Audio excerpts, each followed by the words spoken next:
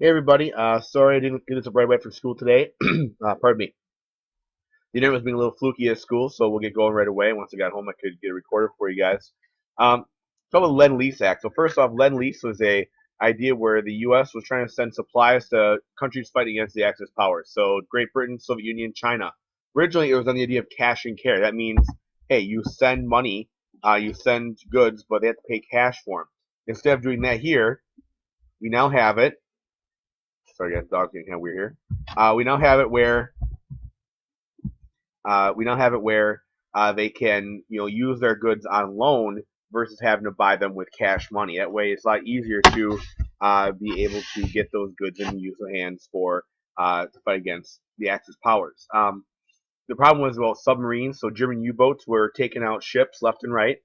So U.S. started using destroyers like a convoy system to protect those. If you look at overall from 1940 to 1945, the U.S. lent around $50 billion worth of stuff: tanks, planes, guns, bullets, all those kind of things, and gave them to the Allied powers, that being Great Britain, Soviet Union, China, France, Free French, so on and so forth, all through that group.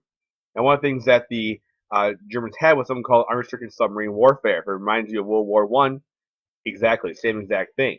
And they're called wolf packs. The submarines actually worked in groups as a way to, target ships. And they're called wolf packs, like how wolves hunt a pack. And the Germans had a code that was early on unbreakable. They had something called the Enigma code machine. It was nearly unbreakable, and it was the code used to help coordinate all the submarines, make sure they could attack shipping. Eventually, the British got a hold of this. It was called the HMS Bulldog, a destroyer.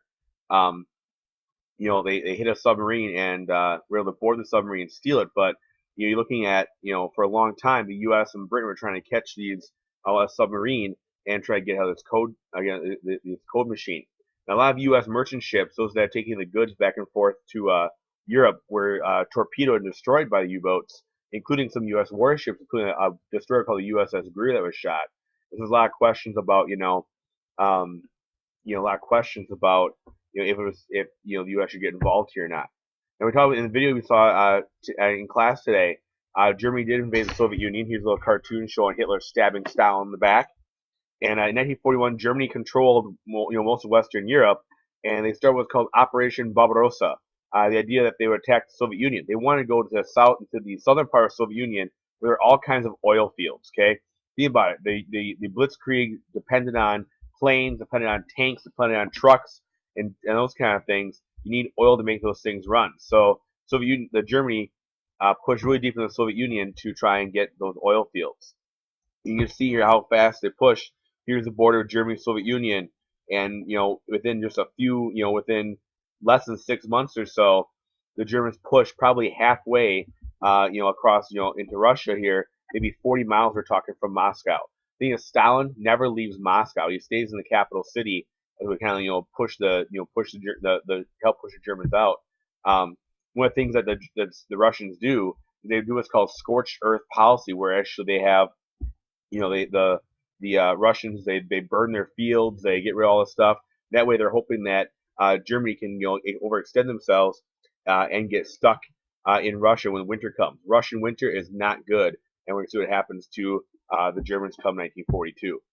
Now, about Pearl Harbor. Now, throughout 1941, U.S. and Japan had negotiations to keep countries out of war. There were always Japanese ambassadors, Japanese people in Washington, D.C., talking with the U.S. government, trying to make sure war doesn't happen.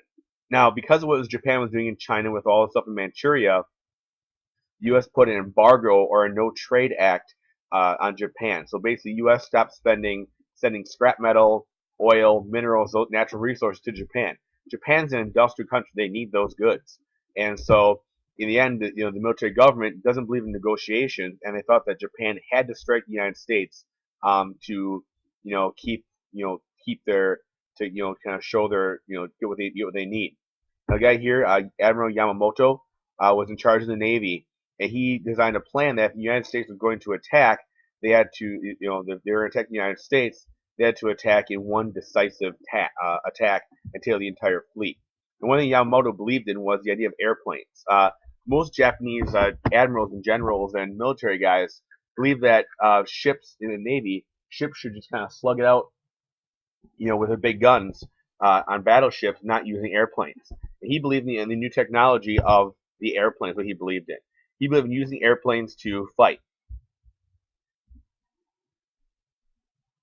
And we'll see him use those airplanes in Pearl Harbor. Now, Yamamoto is very, very cautious. He knows that if Japan starts war with the United States, his quote was, "We have to march on Washington to make that happen."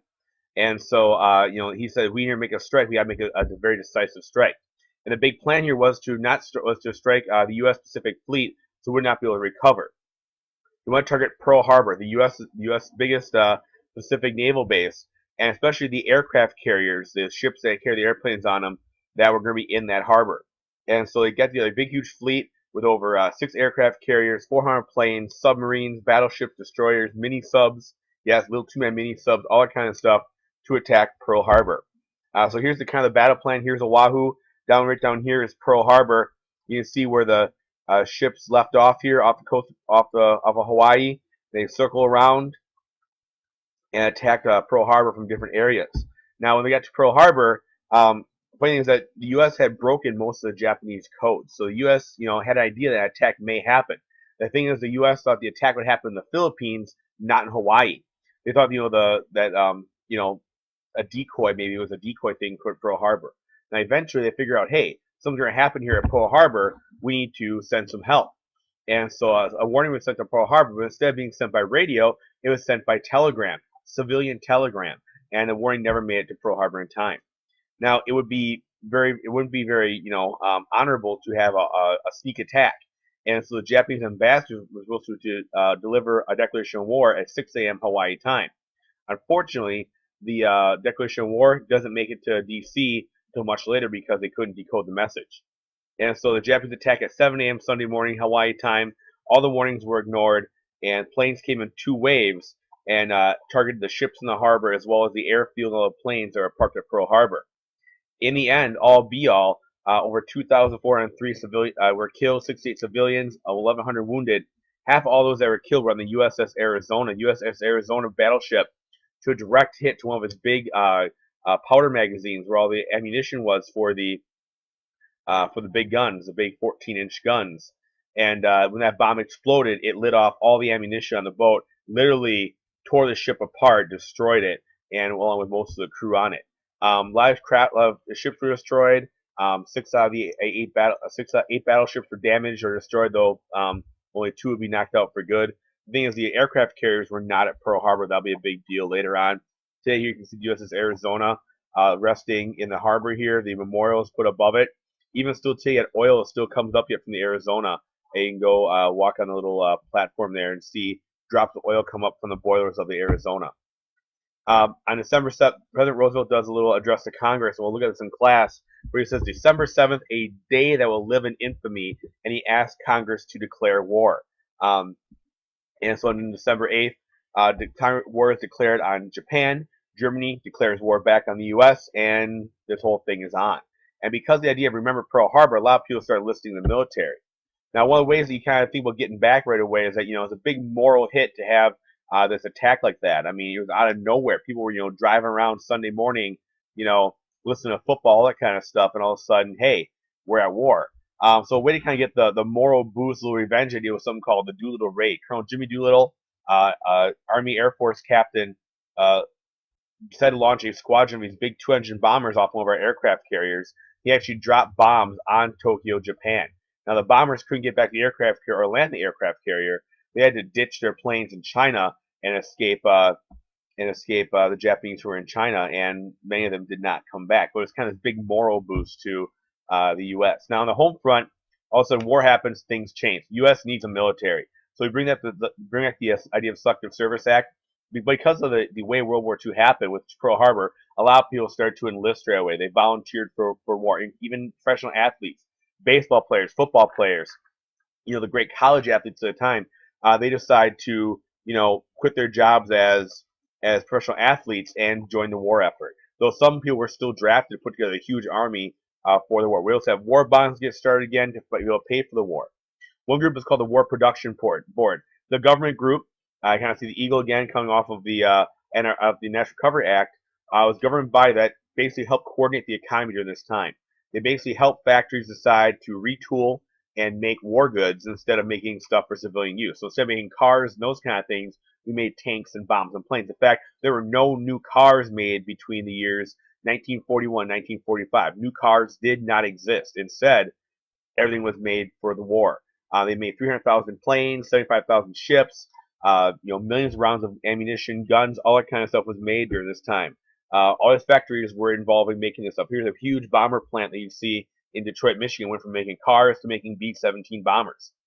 Look at the economy itself. The U.S. GMP, that's all the value of all the goods in the country, doubles during this time. 17 million jobs are created, and honestly, the country's brought out of the depression by the war happening.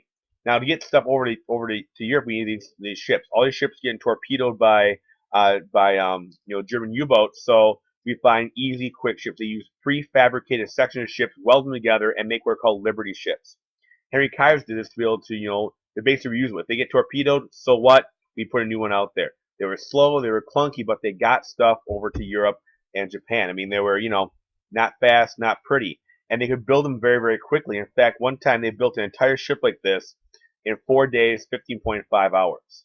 And so they could really crank these ships out very, very fast to, get goods over to Europe. Around these new factories that are popping up here to build this, you have Boomtown. A lot of people leave the rural area, especially down south, and they go to the more urban factories to build war goods. So, especially down south, we see cities blow up by up to 60% bigger because of the war. A lot of people move to the towns to get jobs in the war factories making stuff. You have your War Labor Board, so they make sure that prices. First off, the OPA, Office of Price Administration, make sure prices don't get out of control. Usually, prices and inflation goes up during wartime. So they make sure prices don't get too crazy. They also work trying to settle problems between workers and management, make sure no strikes happen. A lot of unions took no strike pledges that say there'd be no strikes during the war. They even extended their work week 8 hours to 48 hours a week. Even that said, there were still strikes during World War II. Not all unions said no strikes. In fact, 3,000 strikes happened in 1942 alone. And at one point, all the coal unions went on strike, and FDR had to step in and actually try to work to end that strike to make sure that coal kept coming for ships and those kind of things. There's rationing as well. They needed supplies for soldiers, gas, food, all that kind of stuff. And the OPA was in charge of making sure that food was rationed at home. Things like flour, meat, veggies, sugar, gas, oil, all that kind of stuff was rationed. You only have a certain amount of it, and you got these little books of stamps to tell what you get. So each little thing was worth 4 gallons worth of gas, and that's it. You had to live on that for the week. And you had to find other ways to ration. Women couldn't wear silk stockings. They couldn't wear silk anymore. They needed silk for parachutes. And so they just did without. Women actually would draw like the seam of the stocking on the back of their leg to pretend like they were wearing stockings yet. People planted their own victory gardens to save food. They had blankless days, so meatless days, flourless days, dairyless days, gasless days, as a way to save food for the military people who were fighting instead of using it at home. They had days you just didn't drive. Also, how do you pay for the war? War bonds is part of it. So people would put loans out, give loans to the government to pay for the war. They also jacked taxes up as a way to pay for the war in 1942 and started doing monthly deductions from paychecks for income taxes and still have that yet today. And so war bonds are used to help pay for this whole thing as well. Now, thing is, all these guys join the military, whether it's through the draft, whether it be through the draft or whether it be through enlisting. Men wouldn't fight. Women took. Let's like World War I. Women took over the factories. For women, though, they're paid less than men overall, and especially if you're African American, you got even the worst jobs. So while women might get a factory job, making planes, tanks, whatever, a lot of times African Americans who were skilled got jobs like custodian, that kind of stuff, which led to a lot of issues in terms of race, which we'll talk about in class. We see this icon, Rosie the Riveter, is kind of that symbol of women working during World War II. Really encourage women to kind of join the workforce. That we can do it too. And a lot of women had jobs working in factories, and after the war still would work. We also the WWII, which is Women's Army Corps, which was women who worked in non-combat jobs, so radio operators, ambulance drivers, that kind of stuff, to help with the Army and Navy. You have the Nurse Corps, so nurses for the Army and Navy in hospitals. Over 300,000 women served in the military during World War II in those kind of jobs. Now, what kind of impacts have on family? Well, you'd be a latchkey kid. A lot of times parents are gone. Dad off at war, mom was working, so kids are home by themselves for the first time really in history. A lot of trouble for kids, juvenile delinquency. They had to start doing curfews, even encourage neighbors to start babysitting. That's it, guys. Thanks a lot.